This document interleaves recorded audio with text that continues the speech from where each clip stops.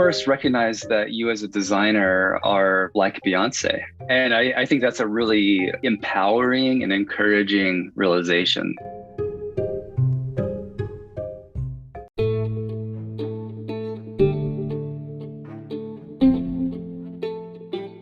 Hi everyone, thanks for tuning into Nodes of Design. To help support our mission spread knowledge, we have a very special guest on today's episode. Let's welcome Michael Hendrix, a designer and a musician. Currently, he's partner and global director of design at IDEO and associate professor at Berklee College of Music. As a graphic designer, Michael had received more than 50 awards from major US design associations and publications. He's also a guest lecturer at universities like Harvard, Massart, and RISD. Michael had co-authored a book about shared mindset of musicians and designers named 2 Beats Ahead. In this episode, Michael had shared great insights on design plus music, where we spoke on what is a connection between music and design in narrating a story and how creative process and mindset of a designer and a musician are similar. In the later part, we discussed on what are the different ways in which designers can get inspired by musicians to unlock creative inspiration and innovation by active collaboration. At the end, we concluded the show by Michael recommending us few tips on creating a successful roadmap for pursuing a passion and creativity. Hope you guys enjoyed this episode, and on every Friday, we release new episodes with different creative leaders from around the world to help you better understand different concepts related to design. So don't forget to tune in into Notes of Design every Friday. With that being said, happy designing everyone.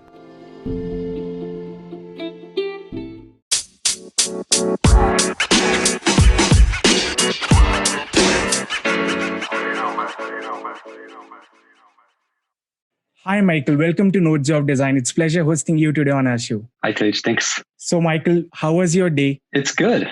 It's good.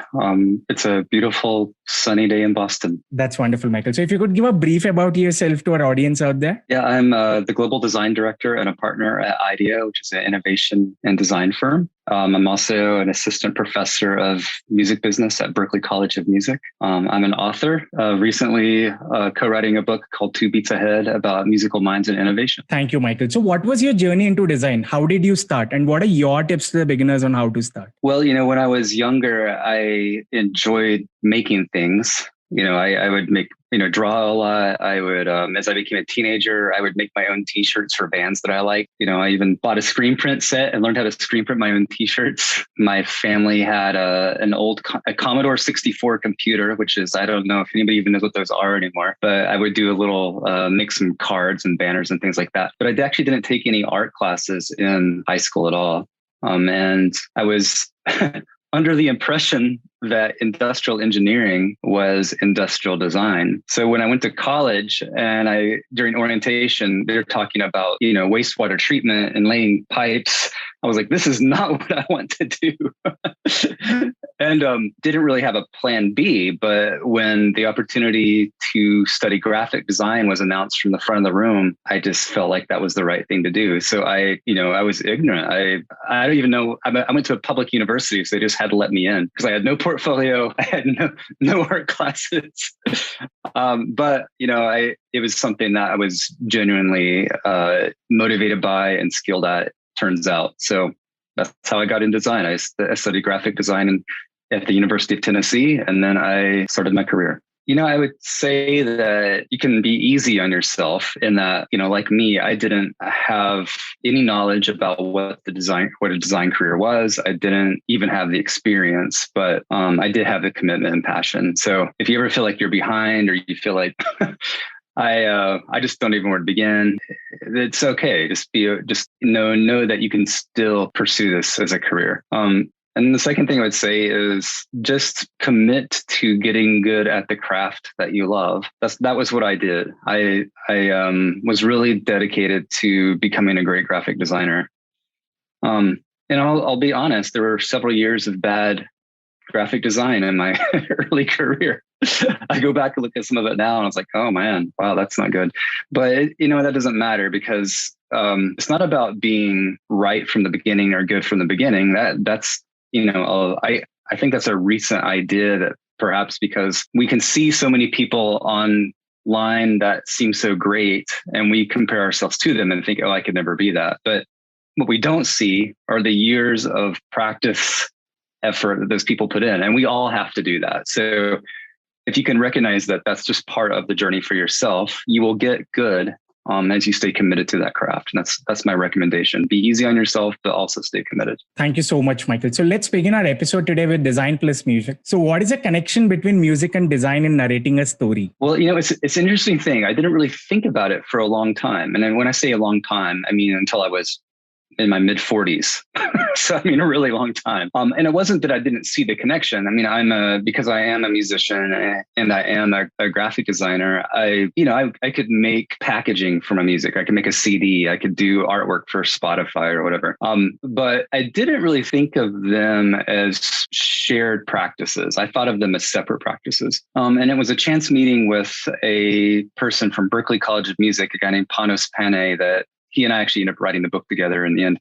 But he and I were on somewhat of the same search. We had both been entrepreneurs. We were both wondering where music and design overlapped. And just to give you a little context, as a designer at IDEO, I'm working in a lot of industries. It could be anything from like designing mattresses to designing immigration experiences to designing, new laundry detergent. It's a pretty broad thing. So when I was thinking about that at the time, I was thinking, how come I haven't done that in music yet? And then when I met this guy at Berklee, he invited me to come speak to one of his first classes of his first course. And I thought, what am I going to talk about? Like, how do I communicate what I do to musicians? And I quickly realized that the mindsets of musicians and the mindsets of designers that actually are embodied in me were something I could talk about. So I started from some of the practical things we do as creators. How do we get inspired? Well, as designers, we observe others.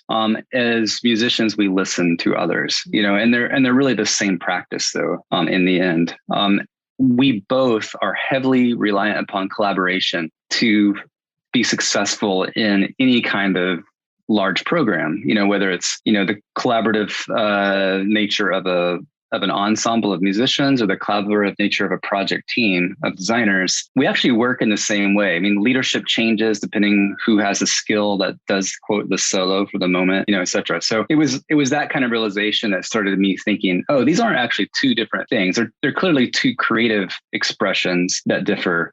But when you look beyond the expression and just to the mindset, what's happening inside of us and the way we think about our creativity, they're actually very much the same. And I would go on to say the same is true for choreographers. The same is true for actors. The same is true for architects. The longer I've lived with this idea, I've talked to more people, the more I realize that as creators, we all share a core. We just have different hand skills in the end. And that's actually pretty exciting because as a creator, that opens up a lot of possibilities for you. It means that you probably know more about the craft of a coworker or a collaborator than you knew. Thank you, Michael. So in terms of mindset, what are the major similarities that you could find? Sure. So, listening was one I mentioned earlier. And when I say listening, it's, we use a quote from Miles Davis in the book, recognizing the space between the notes. And often in innovation practice and design practice, what you're looking for is not what people are pointing out or what is there. What you're looking for is what's not there, right? And in music, it's the same way. The notes only matter because of the space between them, right? The beats only matter because of the space between them. So if you can adopt that kind of mindset and start to recognize, even in design, one thing we do at IDEO is we say, look for the workarounds, look for what people don't have, look for what they're not, look for how they're trying to adapt their lives to a broken system. That's usually where that space in between is usually where the innovation or the new design can happen. Experimenting is another one. So when I say experimenting, I don't mean like scientific experimenting. I do mean some kind of rigor to it though. So a recognition, something about experimenting is interesting is it's more about just getting started with an idea. And it's recognizing that perfection is the enemy of good. It's also recognizing that context is everything. So you might think about in your own career where you've tried things and they didn't work. That happens all the time. And that's not failure. That's just trying things and they don't work. And often though, we have in our heads that when you try something that doesn't work, it just no longer is applicable. When in reality, the context could change. That context could be time. That context could be your collaborators. That context could be technology. And so an idea that doesn't work today can work in the future. And in the book, we use Radiohead as an example. I won't go deeply into the story, but there was a mixtape of their own practice rehearsals, concerts that came out that was basically leaked a couple of years ago, but it was recorded in 1995, 1996. And you hear sketches for songs that they were working on that they didn't release until sometimes there was 2010, 2016, 20 years later, a song that they've been working for 20 years.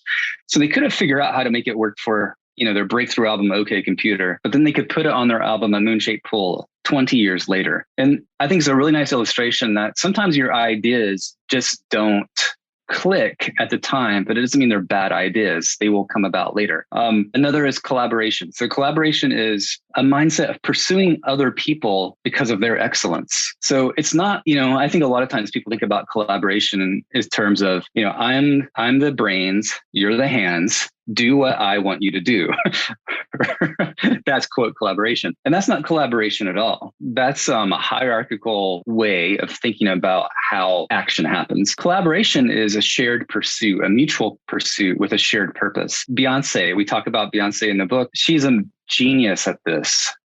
If you look at an album like Lemonade, between the music and the videos, she had over 300 collaborators on that album. And that's actually becoming, that kind of collaboration is becoming more the norm. With songwriting, there's a song on her album Lemonade called Hold Up that's 15 songwriters on it. 15 songwriters. That does not sound possible, but that's what she does. And what she does is she says, I want you for what you do. So she's not like coming to the problem and saying, I have vision for what needs to be done, and I want you to execute upon it.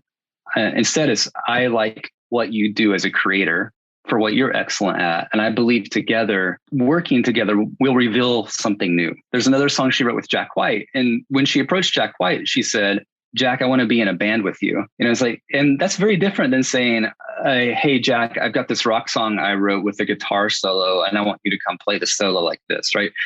That mindset could say, oh, I'm just going to go get a session player, anybody that's talented that can mimic Jack White, and they could do that. But that's not what she wants. She wants a true collaboration, peer to peer. Bjork is another artist we talk about in this way. She talks about merging with another person. She's like, it's 1 + 1 = 3. It's when you merge together, it's almost like you're submitting to one another's creativity. And it's unclear who's responsible for the outcome in the end. You just know that it wouldn't have been possible without the other person. Many more mindsets in the book. I think there's 3 strong examples. And maybe as we go through the conversation, I'll allude to a few more. Thank you so much, Michael, for explaining us in such great detail with all these wonderful examples. So what are the different ways designers can get inspired by musicians to unlock the creative inspiration and the innovation aspect? Well, first recognize that you as a designer are like Beyonce, or you're like Bjork. And I think that's a really empowering and encouraging realization, because we admire these artists for their creativity, for their success. But honestly, you are the same as a creator. We're all the same as creators. The conditions around us may not be the same. And I recognize some people have more natural talent than others, but in most cases, hard work is what gets you to your success. More than natural talent, So first, know that. 2, if you look at the creative process of musicians, I think you'll recognize it as a designer. So we have a chapter in the book about demoing, and there's a quote from Justin Timberlake: "Dare to suck." And what that means is, when you have ideas, share them early, be vulnerable. Don't worry about them being right. Because what you're really interested in is sharing your intention. And in the creative process with other people, intention is actually the most important thing, not the product of what you're creating. Because there is no one person that's a lone genius that has all the best ideas. It's a myth. It's a myth that we all perpetuate through different kinds of stories. Even the Steve Jobs myth about Apple, that's a myth. It wasn't like he was the genius that did everything, right? We know that he had an amazing team around him. He might be a visionary, but he needed that team. Otherwise, he'd just be a guy in the garage. So recognize that. It's about sharing your intention first. And then when other people see that, they can build upon that idea. They can critique it. They can take it in a new direction. They can affirm it, and that's what you want. That's what demos are. So song demos one cool thing about the book is at the end of every chapter, we have a playlist that reveals, some of the music that we talked about in the chapter or a concept. So in the demoing chapter, it's just a whole playlist of demos. You can hear Michael Jackson sing Billie Jean, basically beatboxing. You can hear David Bowie with his demo of Fame. And when you hear those songs, they're completely recognizable. They're not the end product. They're not as polished, but if you just think, did the artist communicate their intention for what this meant to be? Yes, it's very clear. You can hear it. Now, if you think about that in design, we do this all the time. When we sketch something, that's just a demo, right? That's a song demo. Put 3 options out on the table, which I'm sure you might have experience doing. Those are not 3 done ideas, right? They're 3 intentions. And I would highly recommend that you don't put out intentions you don't believe in. As a young designer, I did that sometimes. But you're just expressing 3 different intentions, and your client is a collaborator. And if you think about your client in that way, and they can see your intention, they might have new ideas to build upon that. It's not about you being the lone genius. It's about you working in tandem with somebody else. So I would start there. And then I think there's lots of other ways you can be inspired by musicians. I would recommend, if you're really curious about this topic, the book has plenty of examples that you can pull from. Thank you, Michael. So how could one can create a roadmap for pursuing the passion and creativity that they hold? It's an interesting question. I believe in the value of thinking ahead. Roadmap is an interesting word. And the reason I say that is because if I'm honest about my own career and the moments that defined me, they were moments that I could not have planned, right? So for example, 3.5 years into my career, I was in a tornado, and that tornado hit our apartment. My wife and we had an apartment at that time. It tore off the roof. It destroyed our cars. We lost everything we had. Except our health. We were not injured in any way. And that was a terrifying moment for me, shaped me in a way I could never have expected. And what it did a couple of things to me. One, it humbled me because I realized that my idea of security, to have a full-time job, to have a regular paycheck, to be able to go to bed in your bed at night and wake up the next morning was an illusion, because the weather can just come and take everything you have, right? So that's very humbling to realize that. It's actually terrifying. I mean, if you let yourself sit in that headspace too long, you can suffer from anxiety because you don't know, when is the next tragedy, trauma going to show up. But there's a flip side of that too that says, oh, if that's reality, then risk-taking may not actually be as risky as it seems, right? And so because of that one moment in my life, within a year, I decided to leave the job I was at and start my own business, because I realized, I thought having this job, it was about having the benefits, about having security, the status, the consistency of getting a paycheck. I thought that was what was important. And then I was like, wait a minute. No, it's not. Why don't I try this on my own? Because who knows? I might get fired anyway, right? That was profound for me. Another example, just pretty soon after that, is I was actually I got my own clients, and I had to drive a couple hours to get to my clients. I was in a car accident with a deer on the interstate, and it totaled my vehicle. Again, I didn't get injured at all, but it absolutely totaled my vehicle, and obviously it totaled the deer. But that was another moment where I'm like, oh yeah, here it is again. You don't know. You just don't know. So I became a lot more willing to be a risk taker and try things. And that turned me into an entrepreneur. I would have never thought to have been an entrepreneur. That put me in situations where I was trying things I really didn't know anything about. I helped co-start a software business, which I don't know how to code anything. But I knew some other people that did. I was like, okay, if you can do the coding, then I can do the marketing, the branding, et cetera. And then I learned a lot about business that way. So I guess my recommendation, and this, you could even take it back to the book, there's definitely value in imagining your future. I would recommend everybody try that. Try to imagine what do you want to become? Where do you want to be? But it's an opinion or an idea that you need to hold loosely, because there's the other side of this is you need to be mindful to what's happening around you and open to it. It's almost like you're seeking. I would say have a seeker's mindset. And if you have a seeker's mindset, when those disruptions come, sometimes quite dramatically, other times not so dramatically, you're open to pursuing them and following a new direction. And I found that to be true. I mean, even when I went at Panos, my co-author of the book, that was a moment where we both had a seeker's mindset. We were both looking for something. We didn't know what it was.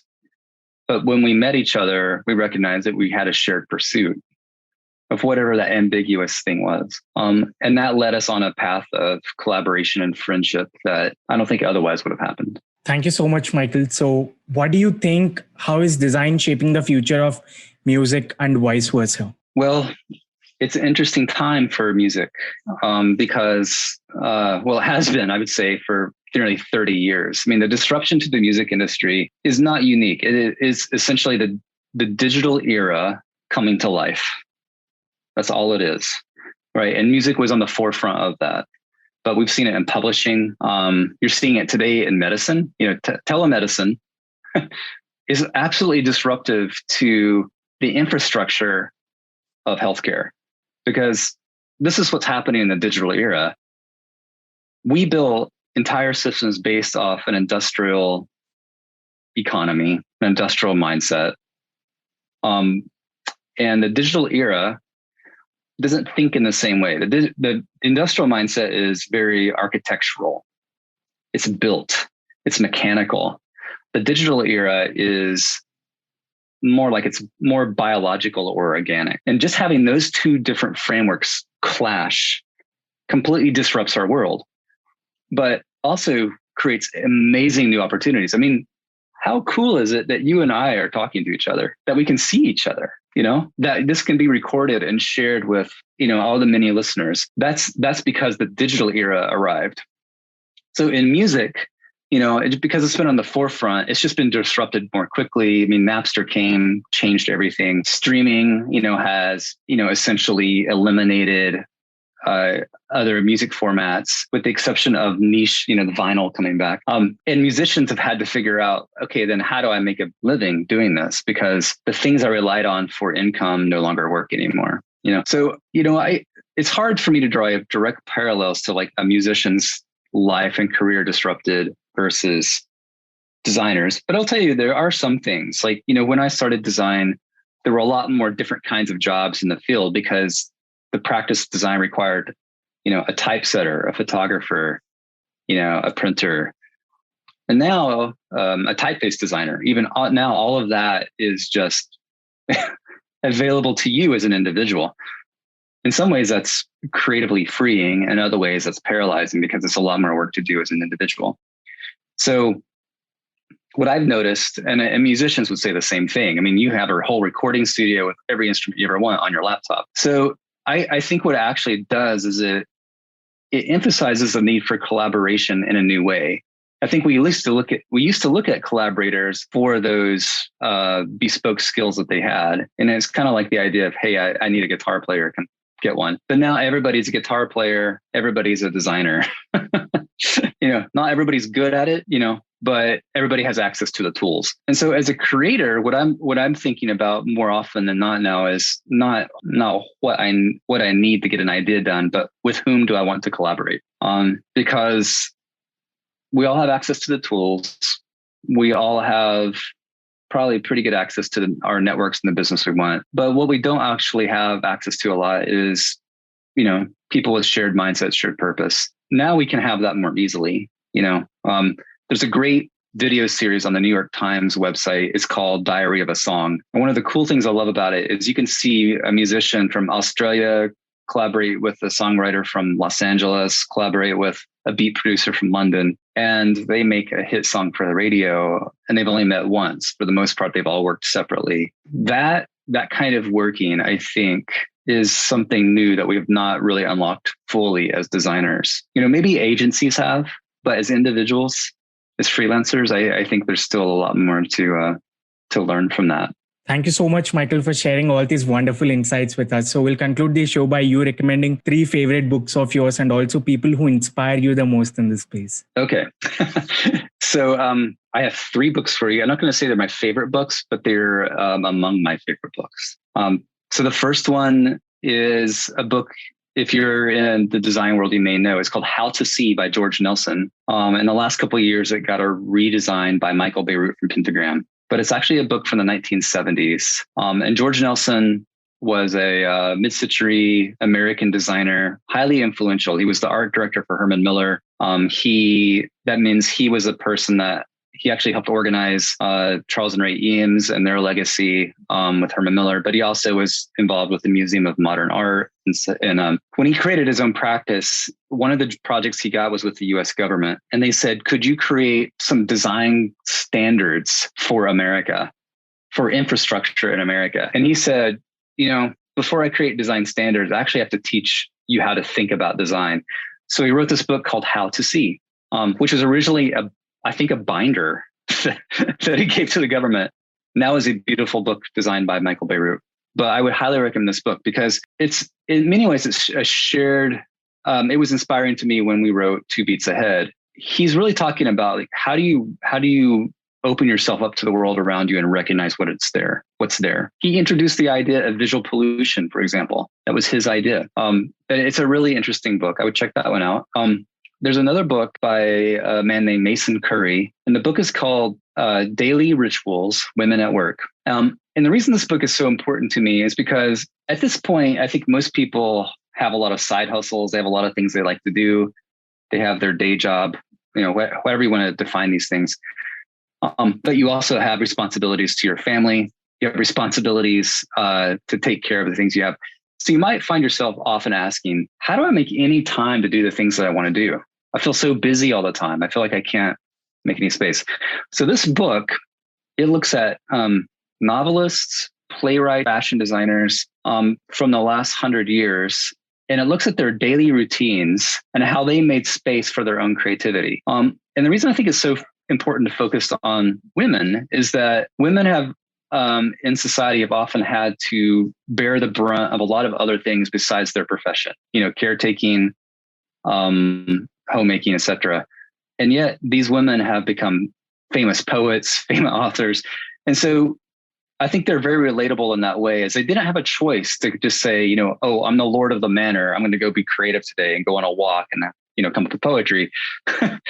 They had a lot of other responsibilities and they still were able to make time. So the book is inspiring in that it shows you how maybe they got up at 5 a.m. every day and spent an hour writing consistently, or maybe they regularly took a short vacation, a week away. They made agreements with their family and they could go write for a week in a cabin or whatever it is. So I highly recommend that book because if you're struggling with how do I make time for what I want to do, you'll be inspired. The third book is called How to Write One Song by Jeff Tweedy, who is the founder of an American band called Wilco. And Jeff Tweedy, he had a great autobiography he wrote a couple of years ago. So this is his second book. And he wrote a book called How to Write One Song so that anybody who just has the ambition to write a song could do it, even if you're not even a musician. And so I love how the tone of the book is beautiful. He has some very practical exercises for how to write lyrics and how to structure it. And he also gives some insight into how he works, which is not so different from the Daily Rituals book I mentioned. He has a consistent practice that he does as a songwriter, where he does as much as he can the same thing every day. And I find that very inspiring because creativity is something we all have in us, but it has to be exercised. It has to be practiced. It's not something that you can just randomly call on and be successful at any more than you can just wake up one morning and decide to run a marathon, especially if you've not run at all, right? So what I've learned from talking to these different artists, from reading these books, is that to be your most creative, you just need to be consistently practicing your creativity. It's no different than exercising your body. It's just another kind of exercise in your mind. And if you do that, you will be successful. You will have good ideas. In a pinch, when someone says, I need you to come up with an idea now, that's not going to be hard for you because you're just already in the mode. And that's why I like Jeff's book. So those are my 3 recommendations. And I'm going to recommend Jeff Tweedy. Check out his other book too, because I think he's really inspiring as a musician, as a writer. There's a few people I've met since we've launched the book that I was surprised to find has similar ideas. So I actually have to show you a few things here. And as a listener, sorry you can't see it, but there was this set of cards called jam cards. And they're by a Dutch gentleman named Christoph Zern. And they're really, if my book is interesting to you, his cards will be interesting to you because they're more practical exercises of how to exercise a lot of the mindsets that I recommend in the book. And when Panos and I were writing the book, we made a commitment. We said, we don't want to write a how-to book. We want to write a perspective book, a mindset book, because lots of times people get so caught up in the formulaic activities of doing something that they don't change the way they think. And it was more important to us to think about, or to write about how you think, how to shift your perspective and see the world differently. And if you could do that, then you could follow that up with activities. So Christoph's exercises are good because in many ways they are manifestations of the mindsets. So he would be someone cool to check out. And he also has a podcast he just started called Music Thinking. So, we have design thinking. Christoph has now started something called Music Thinking. So that could be something you might want to check out. Thank you so much, Michael, for sharing with us all these wonderful recommendations and great insights. We are looking forward to host you again in our upcoming episodes. Thank you so much for your time. Thank you, Tej. I really enjoyed it.